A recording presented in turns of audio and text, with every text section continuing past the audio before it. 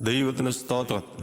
നീലേശന്റെ കരവിരുതിനാൽ നിർമ്മിക്കപ്പെട്ട മണിമകുടമായ മനുഷ്യൻ വീണ്ടെടുപ്പുകാരൻ നസ്രത്തിലെ തച്ചനായ യേശുക്രിസ്തുവിനെ അറിയാതെ, ആത്മാവിന്റെ വില അറിയാതെ ലൗകിക ലാഭക്കൊയ്ത്തിനായി നെട്ടോട്ടമോടുന്നു. അവൻ നിൽക്കുന്ന മണ്ണ് നിലം പതിക്കുമെന്ന് അവൻ അറിയുന്നില്ല.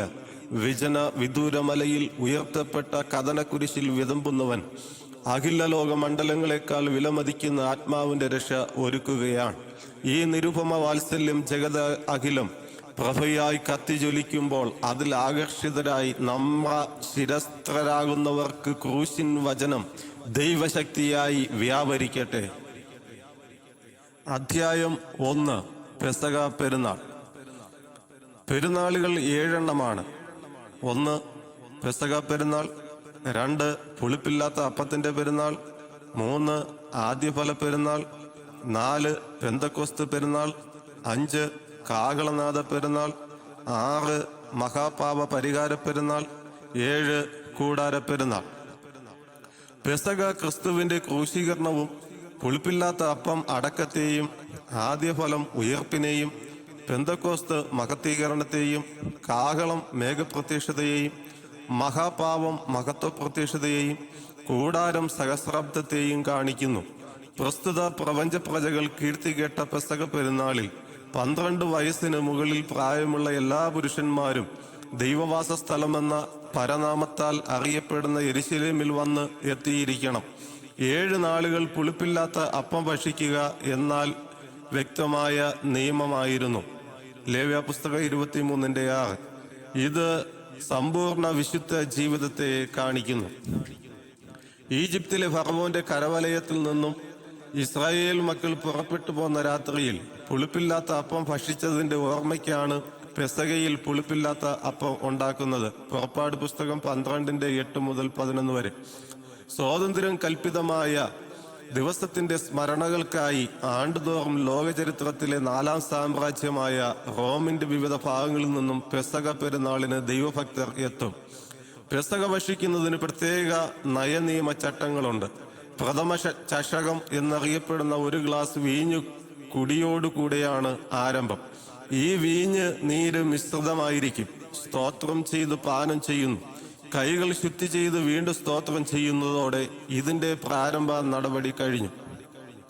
തുടർന്ന് നടത്തപ്പെടുന്നത് പെസഹ ഭക്ഷണത്തിന് ഒരുക്കി വെച്ചിരിക്കുന്ന വിഭവങ്ങളുടെ വിളമ്പലാണ്.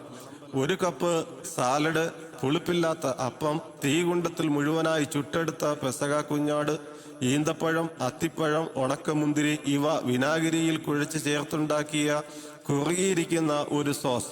ഇവയാണ് ആചാരപ്രകാരമുള്ള പെസഹ വിഭവങ്ങൾ. ഇവയിൽ നിന്നും അവസാനത്തേതായ സോസ് മാത്രം ഓരോരുത്തരും കുറേശ്ശെ ഓരോ പാത്രത്തിൽ എടുക്കുന്നു. അതിനുശേഷം സ്തോത്രം ചെയ്ത് ഈ സോസ് കഴിക്കുന്നതോടെ 2ാം ഘട്ടം തീരുന്നു. 3ാം ഘട്ടത്തിൽ മുമ്പിൽ വിളമ്പി വെച്ചിരിക്കുന്ന സമസ്ത ഭക്ഷണ സാമഗ്രികളും ഓരോന്നായി എടുത്തു മാറ്റപ്പെടുന്നു. ഭക്ഷ്യസ്ഥാനങ്ങളിൽ ഓരോ ഗ്ലാസ് വീഞ്ഞു കൊണ്ടുവയ്ക്കപ്പെടുന്നു. ഇത് കണ്ടുകൊണ്ടിരിക്കുന്ന കുട്ടികളാകെ ആകാംക്ഷഭരിതരായി എന്താണ് ഭക്ഷണ സാധനങ്ങൾ മാറ്റിയത് എന്ന് ചോദിക്കുന്നു. ഈ അവസരത്തിൽ കുടുംബകാരണവർ പെസഹ ചരിത്രം വിഘോരോജ്വലമായി അവർക്ക് മുമ്പാകെ അവതരിപ്പിക്കുന്നു. അത് കഴിഞ്ഞ് എടുത്തുകൊണ്ടുപോയ എല്ലാ സാധനങ്ങളും തിരികെ കൊണ്ടുവയ്ക്കുന്നു. സങ്കീർത്തനങ്ങൾ 113, 114 ഒരുമിച്ച് പാടി ഹ്രസ്വമായൊന്ന് പ്രാർത്ഥിച്ച് മുമ്പിൽ വച്ചിരിക്കുന്ന 1 കപ്പ് വീഞ്ഞ് ആദ്യം കുടിച്ച് സന്തോഷലഹരിയിൽ ആർത്താടുന്നു. ഇപ്പോൾ കുടിച്ചതിനെ ദ്വിതീയ ചഷകമെന്നവർ വിളിക്കുന്നു. അതിന്റെ ശേഷം ഹസ്ത ശുദ്ധീകരണം കഴിഞ്ഞുകൊണ്ട് വരപ്പെട്ട പെസഹ ഭക്ഷണം ഭജിക്കുന്നു. വീണ്ടും കൈ കഴുകിയതിന് ശേഷം 3ാമതൊരു കപ്പ് വീഞ്ഞ് പാനം ചെയ്യുന്നു. ഇതിനെ അനുഗ്രഹ ചഷകം അഥവാ അനുഗ്രഹപാത്രം എന്ന് വിളിക്കുന്നു. കുടുംബനാഥൻ ദൈവത്തിന്റെ അനുഗ്രഹങ്ങൾക്ക് നന്ദി പറയുകയും സ്തോത്രം ചെയ്യുകയും ചെയ്യും. ഈ കപ്പ് വീഞ്ഞാണ് തിരുനാഥൻ തിരുവത്താഴത്തിൽ തന്റെ രക്തത്തിന് ജ്ഞാപകമാക്കിയതെന്ന് കരുതാം. 3 അപ്പത്തിൽ മാറ്റിവെക്കപ്പെട്ട 1 അപ്പമാണ് കർത്താവ് നുറുക്കി ശിഷ്യന്മാർക്ക് കൊടുത്തത്. അന്തിമമായി 1 കപ്പ് വീഞ്ഞുകൂടെ എടുക്കും. ഇത് നുകരുന്നതോടെ 115 മുതൽ 118 വരെയുള്ള സ്തോത്രഗീതങ്ങൾ ആലപിക്കും. അതിനുശേഷം കുടുംബാംഗങ്ങൾ മാത്രം പിരിഞ്ഞു പോകുന്നു. ഇപ്രകാരം പെസഹ ഭക്ഷണത്തിന് ശേഷം ഒലിവുമലയിലേക്ക് പോകും മുമ്പേ കർത്താവ് സ്ലീഹന്മാരും സ്തോത്രം പാടി കെദ്രോൻ തോട് കടന്നു. യോഹന്നാൻ 18:1, മത്തായി 26:30. പെസഹ ഭക്ഷണത്തിന്റെ എല്ലാ വിശദാംശങ്ങളും കർത്താവ് കൃത്യമായി അനുഷ്ഠിച്ചു എന്ന് ഇതിൽ നിന്നും നമുക്ക് മനസ്സിലാക്കാം. 1. പെസഹയുടെ ചരിത്ര പശ്ചാത്തലം എന്തെന്ന് നമുക്ക് നോക്കാം. ഈജിപ്തിന്റെ അടിമനുഖത്തിൽ കീഴിൽ പാർത്ത ഇസ്രായേൽ നരവർഗത്തെ നായകനും ശക്തനുമായ മോശ മുഖാന്തരം സ്വതന്ത്രമാക്കുവാൻ ദൈവം പദ്ധതിയിട്ടു. പാപത്തിന്റെ പാടുകൾ ഹൃദയഭിത്തിയിൽ നിന്ന് മുഖക്കണ്ണാടിയിൽ പ്രതിഫലിപ്പിക്കുന്ന ഫറവോൻ ജനത്തെ വിട്ടയച്ചില്ല. ദൈവത്തിന്റെ ഇഷ്ടജാതിയായിരിക്കുന്ന ഇസ്രായേലിന്റെ സ്വാതന്ത്ര്യത്തിനായി ദുഷ്ടസംഹാരം ദൈവത്താൽ താണ്ഡവമാടി. അവസാന സംഹാരവാദയിൽ നിന്നും രക്ഷയ്ക്കായി ആബീബ മാസം അഥവാ ഏപ്രിൽ 14 സന്ധ്യാസമയത്ത് 1 വയസ്സ് പ്രായമുള്ള ആട്ടിൻകുട്ടിയെ കൊന്നു. അതിന്റെ രക്തം കട്ടിള കാലിന്മേലും കുറുമ്പടിമേലും പുരട്ടണമെന്ന് ദൈവം കൽപ്പിച്ചു. ദൈവദൂതിന് ചെവി കൊടുത്ത ഇസ്രായേൽ സംഹാരദൂതനിൽ നിന്നും വിമുക്തരായി അടിമനുഖത്തിൽ നിന്നും വിമോചിതരുമായി. അതിന്റെ സ്മരണയ്ക്കായി ആചരിക്കുന്നതാണ് പെസഹ. യേശുക്രിസ്തുവിന്റെ കാലഘട്ടത്തിൽ ആടിനെ അറക്കുക ഇല്ലായിരുന്നു, എങ്കിലും വളരെ ഭയഭക്തിയോടെ ഭാഗികമായും കാണപ്പെട്ടു. പെസഹയിൽ യേശുവും ഭക്ഷണം ആരംഭിച്ചു. ശിഷ്യന്മാർ അപ്പോസ്തലന്മാർ ആകയാൽ ബഹുമതിപൂർവമായ പദവി നൽകി. അവർ ഈ പദവി അർഹിക്കുന്നത് കൊണ്ടല്ല, തിടുതിയിൽ യേശു അവർക്കായി ചെയ്യുവാൻ ഉദ്ദേശിക്കുന്ന വസ്തുത കൊണ്ട് തന്നെ തന്റെ മരണം ആസന്നമാണെന്നറിയാം. ന്യായപ്രമാണത്തെ നിവർത്തിപ്പാൻ വന്ന ന്യായപ്രമാണ കർത്താവ് കാൽവറി പെസഹ കുഞ്ഞാടിന്റെ യാഗം മുൻഗണിച്ച് പുതിയൊരു നിയമ ശുശ്രൂഷയിലേക്ക് വിരൽ ചൂണ്ടുകയായിരുന്നു. ഈ ശുശ്രൂഷ സമുദ്ഘാടനം ചെയ്യുന്നത് മശിഹായുടെ മരണം മുഖേനയാണ്. ലൂക്കോസ് 22:17-18. യേശു ചെയ്തത് പഴയ സ്മരണകളെ പ്രവൃത്തികൾ കൊണ്ട് നിവർത്തിച്ചു പുതിയ ശുശ്രൂഷയുടെ പാനപാത്രം ശിഷ്യന്മാരുടെ കരങ്ങൾക്ക് ഏൽപ്പിച്ചു. പുളിപ്പില്ലാത്ത അപ്പം തന്റെ ശരീരമെന്ന് ഉറപ്പിച്ചു ഭക്ഷിപ്പാൻ കൊടുത്തു. സ്ഥിതി നവ്യസ്ഥിതികളെ വ്യത്യസ്തമാക്കിയ ഒരു ശുശ്രൂഷയത്രേ പുത്രൻ ചെയ്തത്. 2. യേശു ശിഷ്യന്മാരുടെ കാലുകൾ കഴുകുന്നു. യോഹന്നാൻ 13:4. ക്രിസ്തു ശിഷ്യന്മാരും ഒത്ത് ഒരുക്കപ്പെട്ട സ്ഥലത്ത് പെസഹ ഭക്ഷിച്ചു. ആടിനെ ആക്കുകയോ കയ്പുചീര ഭക്ഷിക്കുകയോ ചെയ്തില്ല. പ്രത്യുത കർത്താവ് അന്നൊരു പുതിയ പ്രമാണം പഠിപ്പിക്കുകയായിരുന്നു. അനന്തരം അത്താഴത്തിൽ നിന്ന് എഴുന്നേറ്റവൻ അരുമ ശിഷ്യന്മാരുടെ അടുക്കൽ വസ്ത്രം അഥവാ മേലങ്കി അഴിച്ചു മാറ്റി ഒരു തുവർത്ത അരയിൽ ചുറ്റി പാത്രത്തിൽ വെള്ളമെടുത്തും വന്ന് ശിഷ്യന്മാരുടെ പാദങ്ങൾ ശുദ്ധി ചെയ്യുവാനും അരയിൽ ചുറ്റിയിരുന്ന തുണി കൊണ്ട് തുവർത്തുവാനും തുടങ്ങി. യഹൂദന്മാർ ഹസ്തശുദ്ധി വരുത്താതെ ഭക്ഷണം തീണ്ടില്ല. ഒരു വ്യക്തിയുടെ കാൽപാദങ്ങൾ ദാസനോ ഏറ്റവും ചെറിയവനോ ആയിരിക്കും ശുദ്ധി വരുത്തുക. ഒരു അടിമയെപ്പോലെ ശിഷ്യഗണത്തിന്റെ പാദങ്ങൾ വെള്ളത്താൽ പുതുതാക്കിയ യേശുനാഥൻ താഴ്മയുടെ തപസ്സാർന്ന പാഠം പഠിപ്പിക്കുകയായിരുന്നു. പരിപൂർണ ഉത്തമ സേവകനായ ക്രിസ്തു മനുഷ്യരുടെ പാവങ്ങളിൽ നിന്ന് അവരെ ശുദ്ധീകരിപ്പാൻ പോകുന്നതിന്റെ ആരംഭമായിരുന്നു അത്. നിങ്ങൾ വലിയവനെല്ലാം ചെറിയവനെ പോലെയും യജമാനന്മാരെല്ലാം ദാസന്മാരെ പോലെയും ആയിരിക്കട്ടെ. അതാണ് യേശു വർത്തിച്ച് കാണിച്ചത്. ഇത് നമ്മിൽ പ്രവൃത്തിയാൽ കാണാനുള്ളതല്ല, പിന്നെയോ ജീവിതത്തിൽ കാണിക്കേണ്ടതാണ്.